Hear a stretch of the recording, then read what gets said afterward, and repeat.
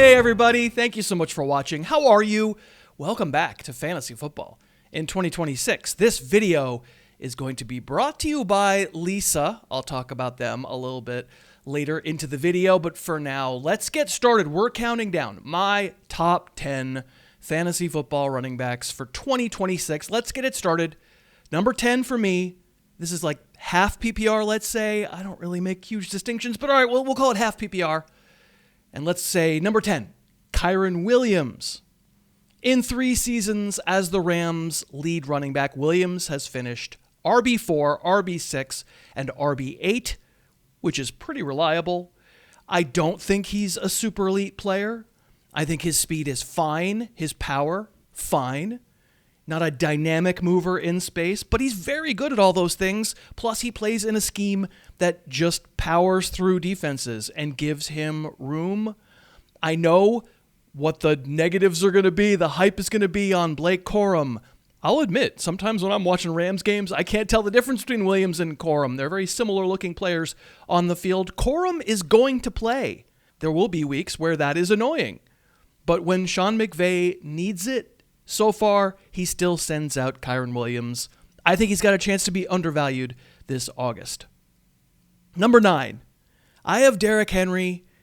That feels stupid. He finished as the RB6 last year, and that was on a pretty bad Ravens offense with a lot of injuries. Henry was the only thing that worked. If you give Lamar Jackson full health, I don't know, how is Henry not mashing to another 16-plus touchdowns? The hesitation. At this point, the only hesitation is an actuarial one. Henry turns 33 in January. In the past decade, nobody that age has topped 7 touchdowns. In the past 25 years, only 4 backs, 33 years, 32 years or older, did 1,000 yards. The cliff comes for everybody. Plus, in any sort of PPR, Henry doesn't really help you. But of course, he's awesome. And he could be an exception to the laws of time, in which case I might simply be embarrassingly low. At number 8, let's talk Ashton Jeanty. If you followed my advice last year, in Jeanty's rookie year, you successfully avoided yet another generational running back who people overdrafted in the fantasy first round and then watched struggle. But now, let's forget all that. Now, Jeanty has been through it once. I see a patient running style. I see awesome change of direction. I don't think he'll ever really be a power back, but if you try and chop him down at the hips or the knee on the run, he often survives that shot. There will certainly times, as a rookie, he danced too much and would have had better runs if he just hit it. I don't think he's going to be a thumper, but we could go aspirational with players like D'Angelo Williams and Ray Rice. I'm probably still going to wind up being lower than the market, so I might not get him that much myself, but I'm definitely higher on Jeanty in 26 than I was in 25. All right, so let's take a quick break. Let's thank Lisa for sponsoring. I sleep on a Lisa mattress every single night. I really do. And if you've been waking up stiff and sore and haven't been able to figure out why, if you've been putting off getting a new mattress, it might be time. And if it is, I personally cannot recommend Lisa enough. They've been sponsoring me for more than a decade. I really do sleep on a Lisa bed every night. If you go to their website, you'll see a mattress quiz to help you pick the mattress that's best for you. Best of all, you get to sleep on your new Lisa for 4 months and decide if it's perfect for you. If it's not, they will make it right, no questions asked. It's their early access Labor Day sale right now. Get 25% off select mattresses at leesa.com, Leesa.com. And if you check out using the code Harris, that's another $50 off the top. 25% off. I cannot recommend the mattress anymore. They're made in the U.S. It's an environmentally conscious company. Check them out. Leesa.com. All right, so next up on my list, really standard or PPR, or in this case, half PPR, is the same guy. He's the last man standing in Miami. It is the Mighty Mite, Devon Achane. He has tiny bones, no question about it. And I have been wrong on Achane 2 years running. I give up. He's nobody's idea of a power back. There might come a world where he starts giving up touchdowns to a bigger player. Maybe a new Dolphins coaching staff treats him differently in that regard. But Devon Achane is probably the fastest and most elusive running back in the NFL right now. And one of the main plans for Miami simply has to be to get it to him in space and let him cook. I admit, he's an injury risk, 5'9", 190. But they all can get hurt. And Achane has certainly passed the test so far. What I like best about him in 2026 is that we predict situations wrong all the time. This time last year, the Colts were going to be a disaster. The Patriots, disaster. Matthew Stafford was doomed with a back injury. Sam Darnold, never going to lead a good Seattle offense. The Jags were mid. We are wrong all the time. I know you don't believe it. You're the genius. You're the one who always knows which offenses are going to be bad. But yeah, I don't really believe you. The fantasy market is going to punish good players on what they assume will be bad teams, and that makes me interested in, at the right price, in those players. At number 6, we think his team is still pretty good, even though he followed up his fantasy MVP campaign with a frustrating season. It's Saquon Barkley, last year's no-brainer number 1, slumming down here at number 6. The question is whether Barkley's 2025 regression means he's done, or whether it means the Philly offense was just worse. I watched Saquon's tape from last year. I honestly don't see that many places where 2024 Saquon would have been able to do more.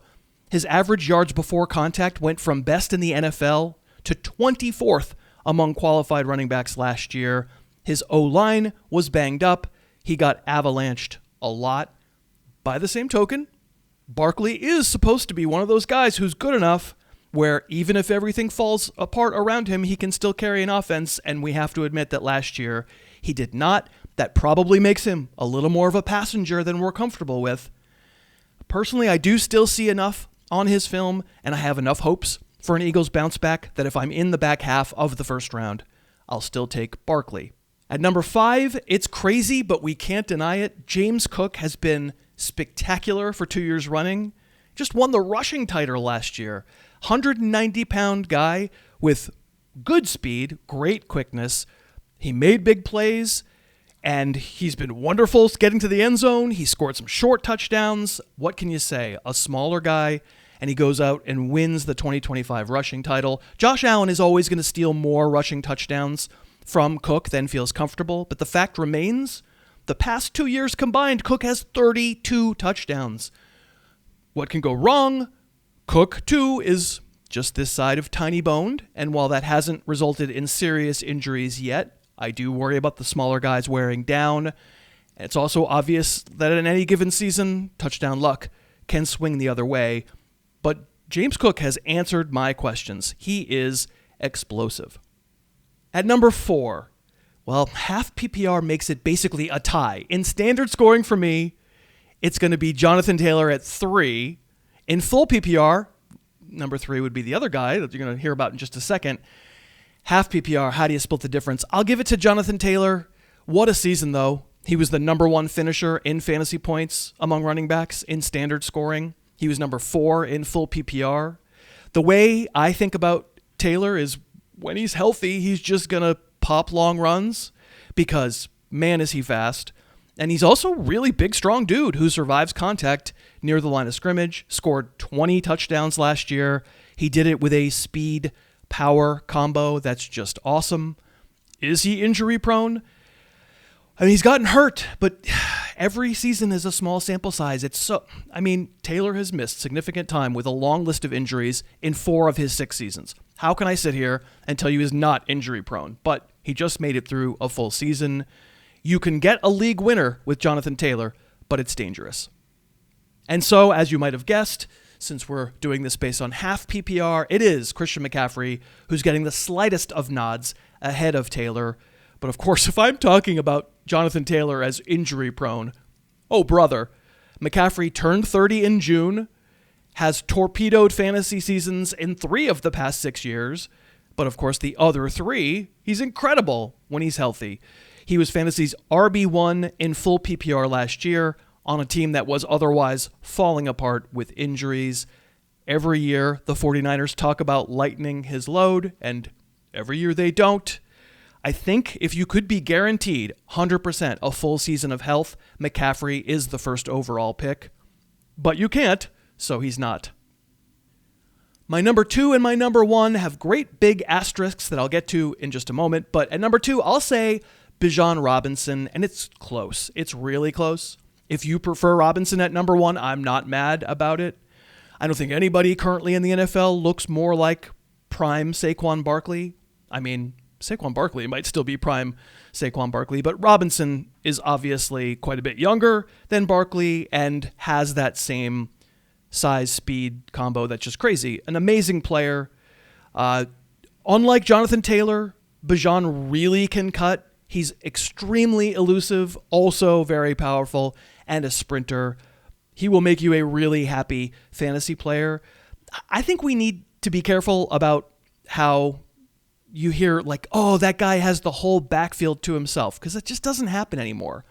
You know, oh, I'm so worried about Blake Corum. I'm so happy Tyler Algier isn't in the way of Bijan Robinson anymore. Yeah, that's just not the NFL. There's always going to be a second guy who's going to steal a quarter of the snaps, maybe a third of the snaps. Brian Robinson will be annoying there for Bijan Robinson at times, but that's all right. That happens for everybody. I love Bijan Robinson. He is my number 2. And at number 1, as I say, very close, but I'll go Jahmyr Gibbs.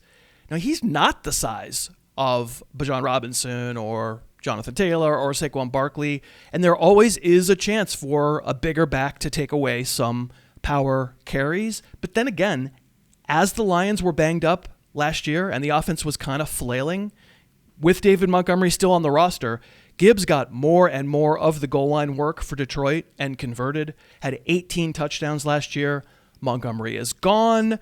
That's not the reason we're putting Gibbs at number 1. Isaiah Pacheco is there. There's always going to be a backup week by week who can be annoying, but Gibbs is absolute lightning. He and Achane are the home run hitters among all home run hitters right now in the league. Gibbs specializes in the lightning strike. As of right now, he's who I'm taking number 1 overall in any non-Superflex fantasy league. Now, I mentioned asterisks, and as I'm sitting here the first week of August, the asterisk for both Bijan Robinson and Jahmyr Gibbs is they're both holding in training camp looking for new contracts. And right now, it's real easy to say, don't worry, they'll take care of it, no problem, I'm still taking them 1 and 2. The further into August we get, if these hold-ins last all the way through training camp, all the way into like the last week in August, it gets scarier. I don't have to make that call now. If you listen to the podcast every day, harrisfootball.com, you'll get a sense of when I'm starting to change my tune. I'm not changing my ranks on those guys at the moment, but it is something certainly to watch because we don't love the holdout guys really, really high in a season going into week 1. That will do it, but I gotta say, I'm interested in what you think. Tell me down in the comments, where did I get it wrong? Tell me what your order is, and let's just compare notes, shall we? Appreciate you very much watching. I hope you will tune into the podcast and stay here on the YouTube channel. We got fun stuff ahead. We appreciate you a lot. We'll see you next time. Bye. Thanks so much for watching. Please, please, please smash that like button. Write a comment, tell us who else you'd like to see us review film on, and of course, best of all, please subscribe to our channel and then click that little bell above the subscribe button and you'll be notified whenever we post a new video.